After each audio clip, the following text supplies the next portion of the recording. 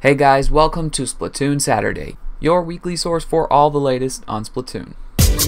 AMIIBO! Good morning, everyone. Guess what? It's Splatoon Saturday number 10.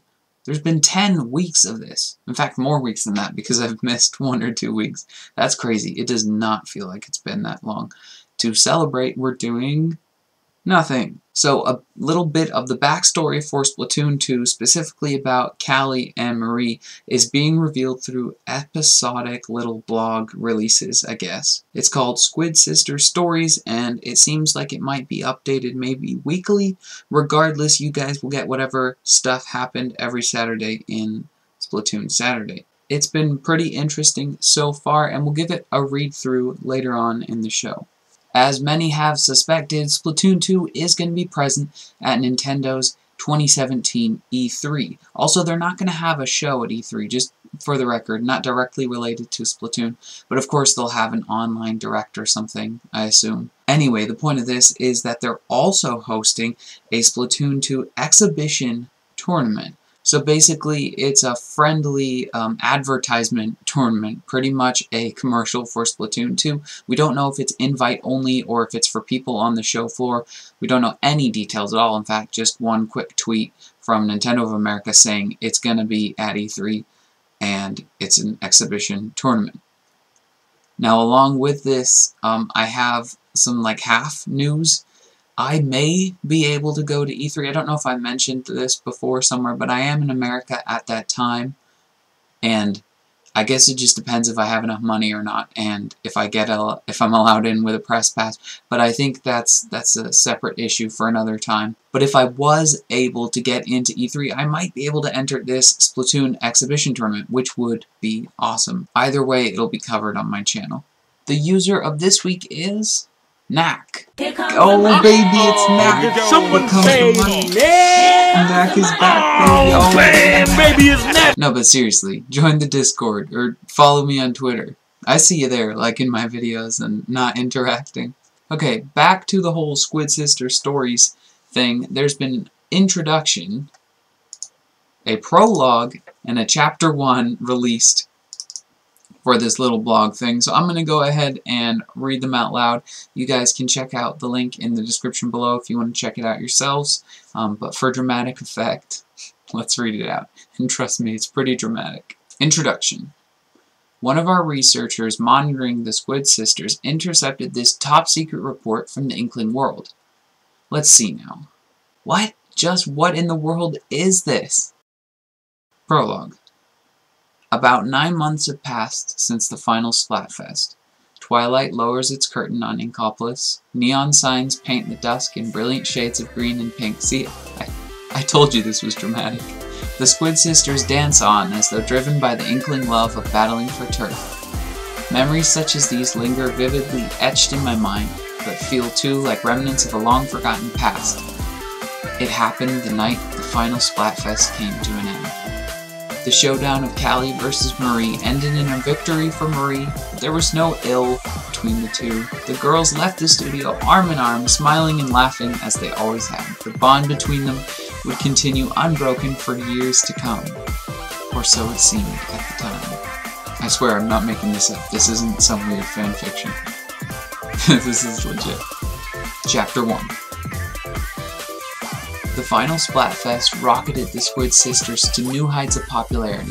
Callie and Marie went from mere Inkopolis idols to the biggest stars in Inkling society, seemingly overnight. Their days became filled from dawn to dusk with the duties of this newfound fame. Callie and Marie still lived in their first apartment they rented upon moving to Inkopolis. It had all happened naturally when they first arrived. Being roommates, they'd adjusted to city life easier, and besides, the two had been inseparable since they were young. But even after their finances had stabilized and they'd gotten used to the bustle of Inkopolis, they never gave a thought to living apart. They were always together, both at work and at play. After releasing their first solo recordings, though, their work began to take them down separate paths more frequently. Callie, true to her outgoing nature, began to make guest appearances on variety shows. Filming would often continue late into the night, and many days she didn't return home at all. Marie received critical praise for her recording of Tide Goes Out and became a frequent guest on music shows, in addition to performing live concerts on her own. Up to this point, whether heading out for the day or coming home at night, the two had always been together.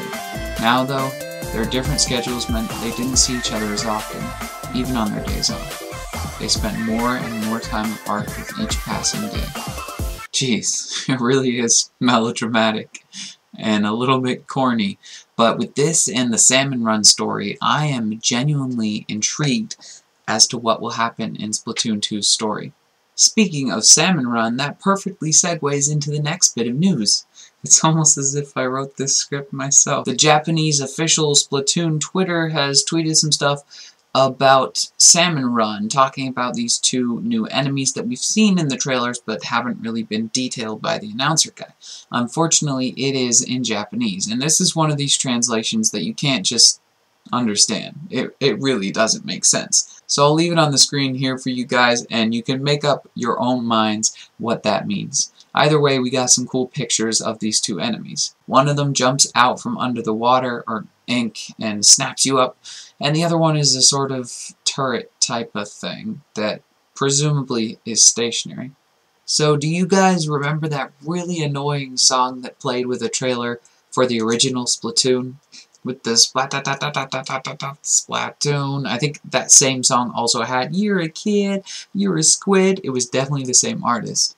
Anyway, that's relevant to the highlight of the week, because this week's highlight of the week is the Splatoon 2 trailer, but the song is replaced by that song. It's by Deltops, and it has a couple of other surprises as well, so if you're in for a good meme, go on ahead and give that a watch. I won't show it in this video because then it kind of ruins it. Check the link in the description below. If you want your video or quick highlight to be featured as the highlight of the week, head on to the Discord and spam it somewhere. Probably in the Splatoon chat or general. It doesn't really matter. Honestly, the first person that sends me something is going to get it, because nobody's sending me anything. So last week I asked you guys what you thought of certain t-shirt ideas. Feel free to weigh in on that now if you want.